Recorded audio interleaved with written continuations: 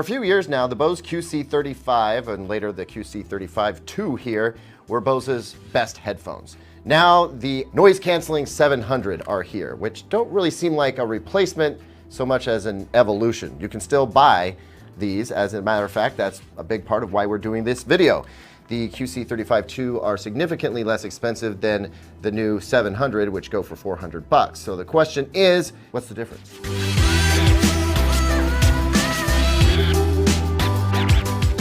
Before I go on here, I actually want to reference the last video I shot, which was pitting the 700 against the Sony 1000X Mark III.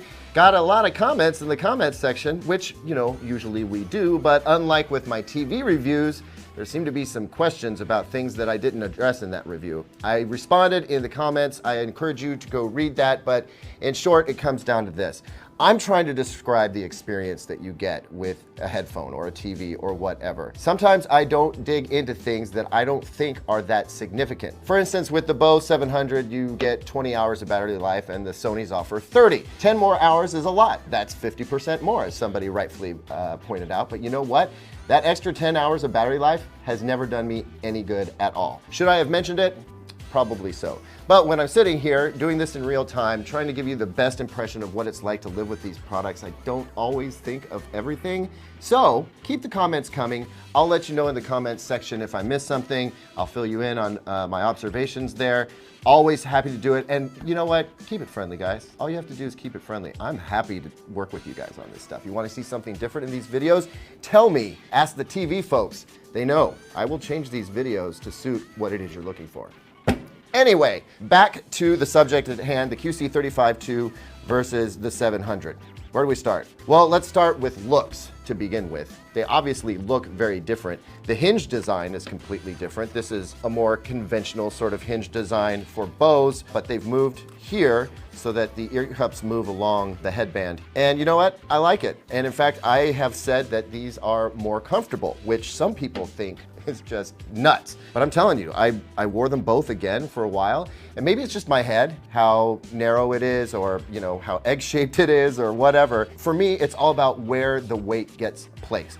You're looking at 10.9 ounces versus 8.93 ounces, almost 2 ounces of difference, which your head might be able to feel, but it kind of comes down to where the force is being placed. And so I think what's happening for me with the Bose 700 is that it's distributing the weight more evenly. I often get, you know, sort of a pain at the top of my head after wearing these things for several hours, and I just haven't been getting that with these particular headphones. And I think that's clamping force. I think it's a balance between the clamping force of the headphones on my ears and also the squishiness. This is significantly more squishy than this is, even though I do like the cloth on the QC35-2 a lot. You know, I never had major problems with the QC35-2, but if I'm comparing the two and deciding which one's more comfortable, it's the 700 any day.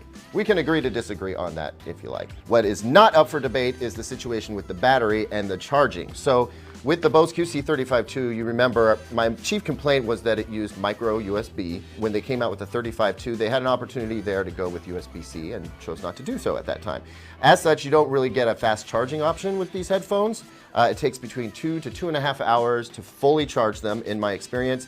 And that gets you something like 20 hours of wireless battery life, or 40 hours if you connect the cable. With the Bose 700, noise canceling 700 is the full title, you do get USB-C, which is a great move on Bose's part. Now, the amount of time you get for like a 15-minute charge on these headphones varies, because I've charged it 4 different ways, or 4 different times, from dead and gotten 4 different results. That's also true of the Sony headphones. Really comes down to how the battery is behaving. But what I found is that 15 minutes is gonna get you in the neighborhood of 2.5 hours. Some have claimed 3.5. I've never seen that happen. But again, you know, once you do that 15-minute quick charge, you're gonna get a good amount of use out of the headphones. If you're on a plane and they die somehow for some reason because you didn't remember to charge them before you took off, you're gonna be able to probably get through your flight okay by taking a couple of 15-minute breaks. So the quick charging is there. Does it provide as much battery power as the Sony? No. Is that a practical difference? I don't think so. Never has been for me anyway. Otherwise, yeah, you're looking at a total of 20 hours or 40 hours with the wire plugged in, not using the wireless technology. So not a big change in overall behavior between these two, other than the fact that you get to use USB-C and you get quick charging out of it. One more design consideration to think about is buttons and touch control. With the QC35-2, it's all buttons. There are 4 of them. Here is where you get your play, pause, volume up and down, and over here is how you call up Google Assistant or, you know, whoever. On the Noise Cancelling 700, there are 3 buttons, and then you use swipe controls on the right ear cup for everything else. So this gets you power, this calls up your Google Assistant, this changes the effectiveness of the noise canceling, 0, 5, and 10, and then everything else, volume and play, pause, track advance or reverse, that's all done with swipes on the right ear cup. Okay, let's talk a little bit about noise canceling and call quality, and I'm tying those two together because when Bose announced the Noise Cancelling 700, they didn't make a whole bunch of noise, sorry, about the noise canceling properties of this headphone. They mostly focused on call quality. So we tested both. What I can say about the noise canceling right now is that it is different, but neither one is significantly better than the other. If I had to choose, I'd take the 700. I'll say that right now. But with the QC35-2, I've always noticed a little bit of a pressure change when I turn them on. Not something that bothers me long term, I just notice it. With the Noise Cancelling 700, I don't notice that at all. So to test the noise canceling properties of these headphones, I've got one of those little noise machines that makes wind or rain sounds so you fall asleep faster or whatever. It gets pretty loud, so I stood right next to it with both headphones. What I noticed was that the Bose let a little bit of the high end through. So the really high frequency noise of the wind machine sound, whereas the 700 did not let that through, maybe let a little bit more of the body of that noisy sound through. But when it comes right down to it, both are really just excellent noise cancelers. And I think once you start putting music or movie sounds through these things, crank it up, you're not going to hear anything around you other than what you want to hear. And that's really the main point.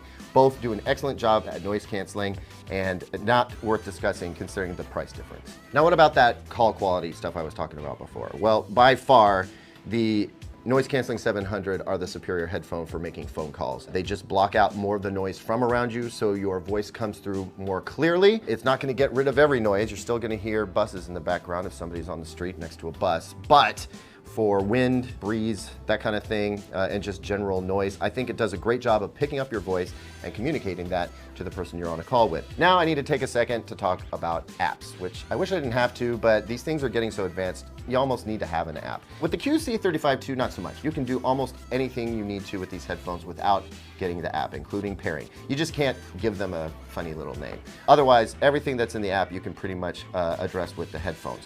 With the 700, not so much. You do want to get the Bose Music app. And the reason why is not for pairing. You can still do that and use rudimentary headphone features, but you get more granular control of the noise canceling if that's something you want, from 0 to 10 as opposed to just 0, 5, and 10. You also use the app to determine which voice assistant is going to be called up by default when you press the voice assistant button, be that Alexa or the Google Assistant, really.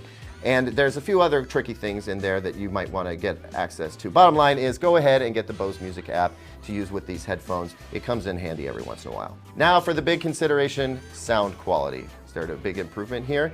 Bose certainly didn't talk much about that, but turns out there is a big difference in the sound quality. So how do I do this in non-audiophile terms? Well, I'll tell you, I've been listening to QC35-2 for a long time, so I've kind of gotten used to them. I know what to expect when I put them on, have a very familiar sound to me. I can tell you that when I first listened to the Bose 700, I was like, whoa, hold on a second. They definitely changed the sound signature. The difference, if you were to compare them side by side, is that by comparison, the QC35-2 seemed a little bit more closed in. The sound is very good. It's articulate and there's plenty of bass there, and instruments come through clearly. Vocals tend to come through nice and clear as well. There's nothing harsh in the treble or the upper mids, so it's a very listenable headphone. It actually does sound effects really well. It's fun to listen to movies on, I've noticed.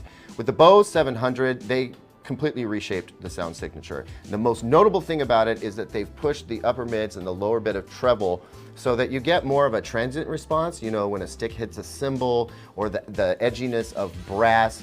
comes out more prominently. And at first, that makes dialogue or vocals sound much more forward in the mix. But when you listen to a band with like a lot of brass or a drummer who is just hammering on those cymbals, it's a bit much, at least in everyday listening, you know, around the office or whatever. If you're flying, I think that forward presentation is actually going to work out for you in the long run because it's going to be more clear and apparent, and you've got the noise canceling working overtime. So in a lot of ways, it makes sense if it sounds better on a plane. But I mean, if you're going to use the headphones in other places and you're kind of picky about the way your headphones sound, just know that these are a little bit forward in the upper mids. It's definitely noticeable. It comes off as detail at first, but later it comes off more as harshness. The QC35 too, they're just a little bit better balanced, a little more closed in. These are a little bit more spacious. So which one of these headphones should you buy? Well, I think the better buy overall is the QC35 II. They're right now $50 less expensive than the 700, and depending on what Bose's plans are, that price could drop if the 700 are supposed to replace them. So that right there, it makes it kind of a compelling thing. I like the overall sound quality a little bit better for everyday use than the 700. They're still a very comfortable headphone. And they work pretty well. I will make an exception though. If you're somebody who makes a lot of phone calls and mostly uses these headphones on an airplane, then the 700 are a better pick. Does the $50 really get you $50 more worth of performance? Overall, I'd say yes. Definitely on the airplane, definitely if you make a lot of calls with your headphones. So with the exception of that niche crowd who really would get something out of the 700, I'm gonna say the QC35 II are still a great headphone and the better choice for most people.